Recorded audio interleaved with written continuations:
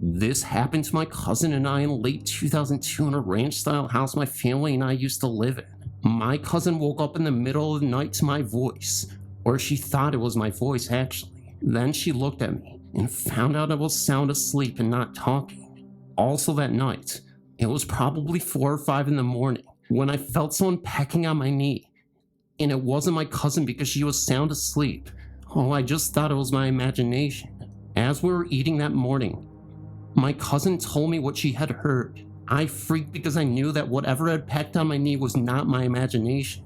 Nothing was ever actually seen in the house that I know of, but a lot of things were felt and heard. A few months after that incident, my cousin was staying the night again and everyone in the house had been asleep for at least 2 to 3 hours. But my cousin, being addicted to The Sims, was still on the computer. As she was shutting down the computer, he heard voices coming from the hallway directly to her right. Then she looked down there and saw nothing. The voices she heard she knew were not any of ours. Well, then she ran to the floor where she had made her bed and covered her head up. I guess the voices must have stopped after that. A lot of times I would hear her cabinets shut, the dishes clank together, and other odd, unexplainable noises.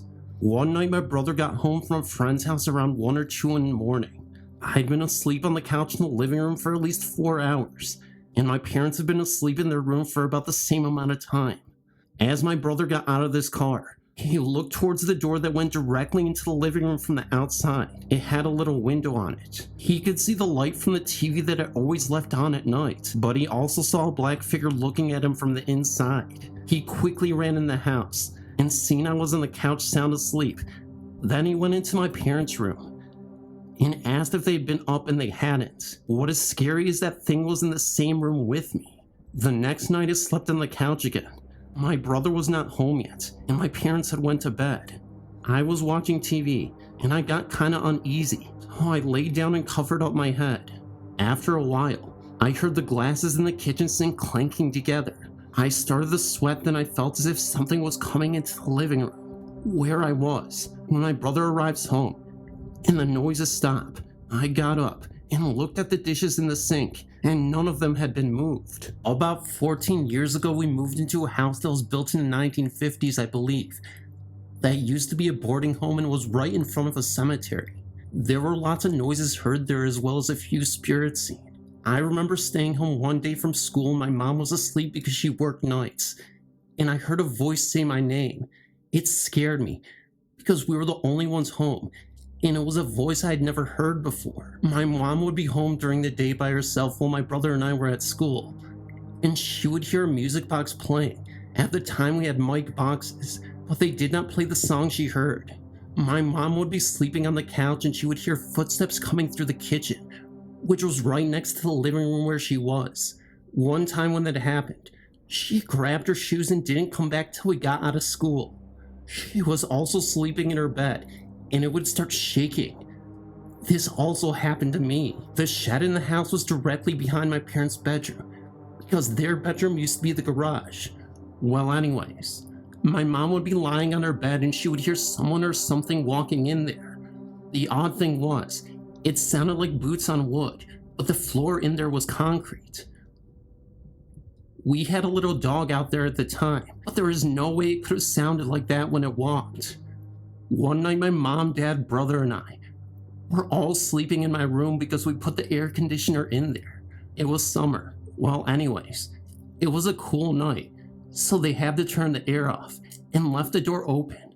My mom, for some reason, looked at the doorway and felt as if there was a presence there. She put her face into my dad's back and went to sleep. The next day she found out her dad had died and hadn't been found for a few days. She believes that it was him in the doorway. My brother saw a ghostly head in his bedroom one night. It was in a mist and was bald on top with hair around the edges of his head. We believe it was my great-grandpa.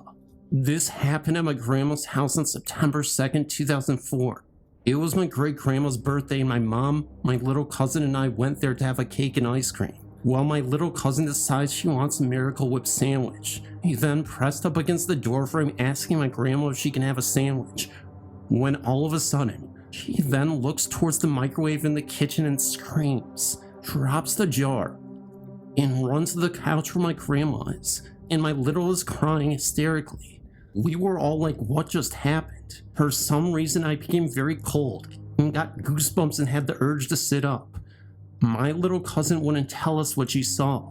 My grandma tried to tell us it was a mouse or a bug, but I highly doubt it because she wouldn't have acted like she did. My grandma believes in ghosts, but I think she said that to make herself feel better because she knew she was going to be there alone when she left. My little cousin, I believe, has forgotten about the incident. Oh, I do not know what happened. Other things have happened at my grandma's, like something kicking her bed very hardly one night. And she also seen the spirit of a young girl dressed in white one day, while laying on her couch in her living room. She saw a shadow-like figure outside her window, which she knows wasn't a human, because her cat started hissing and acting weird.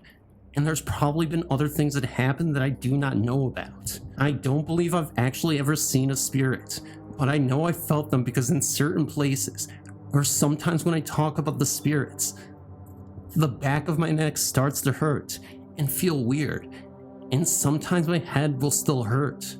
I have so many stories to share with you, but I will send them at a later time.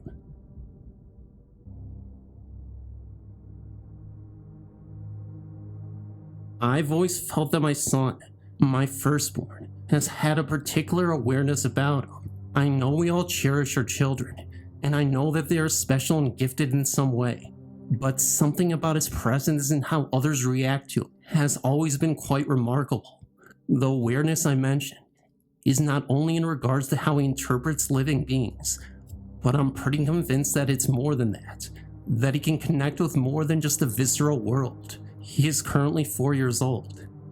The first set of significant experiences that made me raise an eyebrow or two was when he was about 15 months old. We were living on the West Coast, but then we were called back east because of a death in our extended family.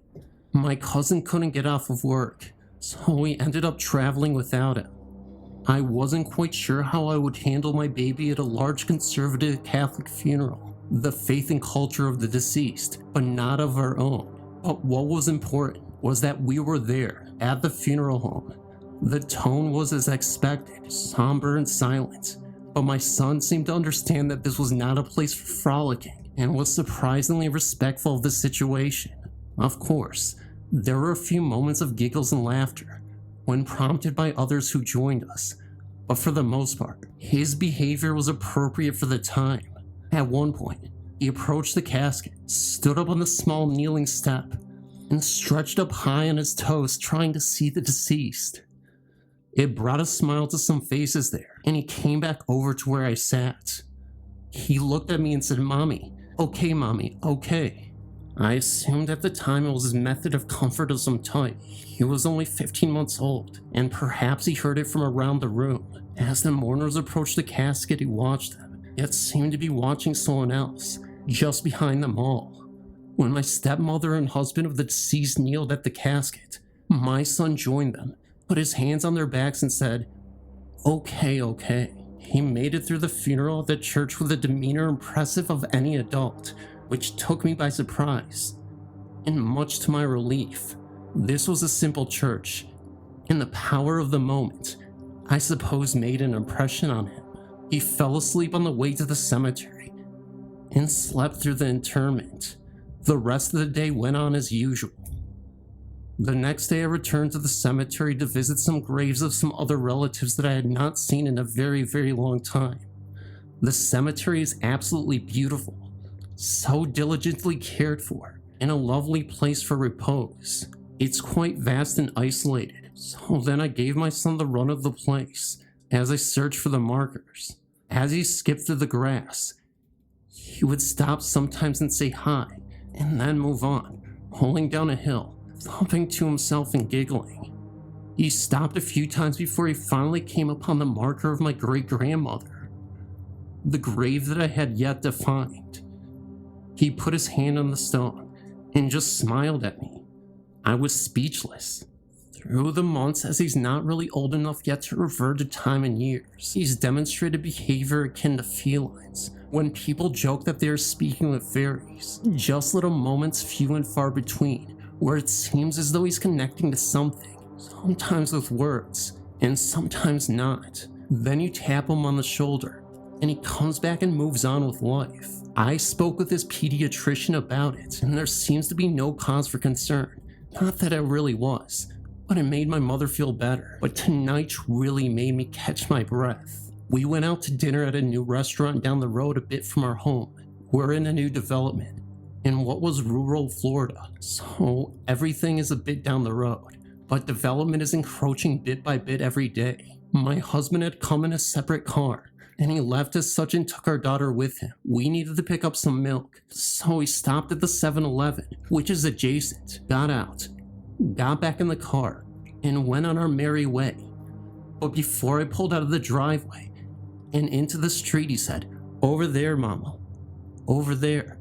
Look at the ghosts." And I replied, "Where, honey?" "Over there." As I was driving and he was behind me, I couldn't even see where he was pointing. So then I asked, "Outside of the car?" "No, inside the car." "In the car?" "Yes, Mommy. Next to you." "Is it one ghost or more?" "There's two." "Can you tell me what they look like? Man, woman?" "Both, but they're little ghosts. A boy and a girl." "Are they sad? Are they happy?" "They're sad. Both of them are very sad. And they're right here, Mommy. And sad." I continued down the road. When I turned into the entrance to the development, he said, "They're gone now, Mommy. The ghosts are gone. They aren't any ghosts in Florida." He thinks our development is Florida and hasn't quite grasped yet the concept of Florida as a state and how big it is.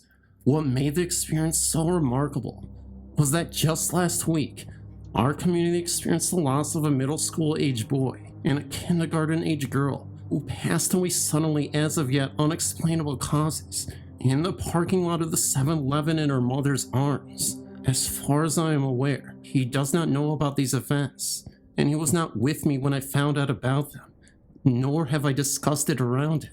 I suppose it is possible that the way he heard something at preschool, but the events are so recent, I don't know. It seems like a stretch. 4-year-olds are not prone to gossip as of yet, though I suppose the teachers may have discussed it just as news among themselves. And that's it. There's my experience as of late, or rather my son's. The Splendor of Light. His name means "as it turns out." I didn't even realize it at the time. It wasn't part of the process of putting his name together. But coincidentally, my daughter's name means the same thing. I suppose that's neither here or there, but it was a realization I made just a few months ago. And the name of the town we live in seems derived from Litha, which I found out about last week. The whole light and life abundant, the sun god reaching the peak of his strength. A town that we decided to move on to, on a complete lark, in the middle of nowhere at the time. 3,000 miles away from a place we adored. Again, maybe all of that means nothing, but there it is for all it's worth. I just wanted to put it all out there. Who perhaps someone of an open mind who might at least respect this story. Thanks for your time. I have had a few experiences on Crawford Road in Yorktown, Virginia. Me and a few of my friends went down there one night after we heard some stories about it. We got to Crawford Road, and as soon as we entered the area where all of the activity happens, we started hearing noises. The first one I noticed sounded like someone whistling. It started off in the distance, and as we got closer to the bridge, the whistling got closer. Another experience I've had, we stopped under the bridge and stood there for a few minutes. One of my friends was standing in the side of the road, and something walked up behind him, and I took a picture after it ran behind me, and I got a picture of a face. It was like it was standing right in front of me. Another time we took a video camera out there, and we filmed all the way down the road. We got some pretty interesting stuff on the video camera. The first thing we noticed was a tree that had a branch sticking out a little bit. There looked like there was someone hanging on the branch from a rope around their neck. As we got closer to that tree, it disappeared. We drove on a little way, and then we noticed someone standing on the side of the road. As we got closer to them, they started running towards the woods, and before they got into the woods, they disappeared. We drove on a little ways, and we noticed someone standing against a tree. As we got closer, it disappeared. As we got closer to the house, we noticed a face that was bigger than the house, and it looked like an evil face. As we were right up on the house, we noticed that there were people in the house, and the face was there laughing. It disappeared as soon as we passed the house. Me and another friend went down there one night, and we parked under the bridge and stayed there for about 10 minutes. My friend cut his hair off and put it in neutral. As we sat there, the car started rolling up a hill that was there. We drove off and went to a 7-Eleven that was right by Crawford Road. When we got to the store, we got out and looked at the car, and we noticed handprints in the back of the car like someone had pushed the car. We decided to go back to see if it would happen again. We were there for 10 minutes again, and the car started rolling up the hill again. We drove off again and went back to the store.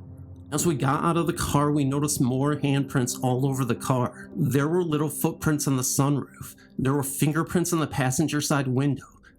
There were scratch marks by the door handle on the passenger side, as if something was trying to get into the car. Another time, me and a few friends decided to walk down Crawford Road. As we were walking, there were sounds off in the woods as if someone was following us. We heard sticks breaking, and then there was a sound as if they were carrying a chain. It sounded as if they were dragging this chain behind them. As we got closer to the bridge at the top of this bridge, there looked as if there were people on the bridge standing there watching us. Me and my friends walked on top of the bridge to see if anyone was there, and there was no one. There was no footprints except for the ones we made walking around up there. It was raining when we went that night. Oh, if someone would have been up on the bridge, they would have left footprints. We stood under the bridge for a few minutes, and we heard a sound like someone was crying. We looked around to see if anyone was there, and there wasn't. We walked around to see if anyone had been hurt, and we found nothing. As we followed the cries, we were taken further into the woods, and we all started getting a very bad feeling, so we turned back and went home. All of these things that I've experienced on Crawford Road are real. Please write back if you think any of this stuff is good.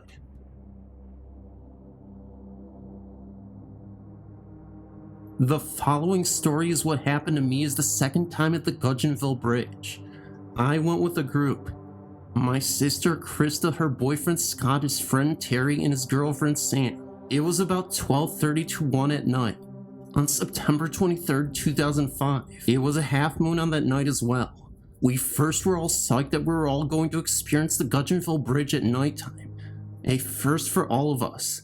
The entire party of all of us had uneasy feelings about it, but at arriving at the bridge, we all get out and get used to the entrance. We take a couple pictures and such, then a car strolled past us. The car was going rather fast, but it slowed down when it saw us. There was then a strange yell from the car at us, kind of like a couple college guys just screwing around. None of us saw the driver's faces or the outlines of the body, and all it captured was the headlights and the backlights.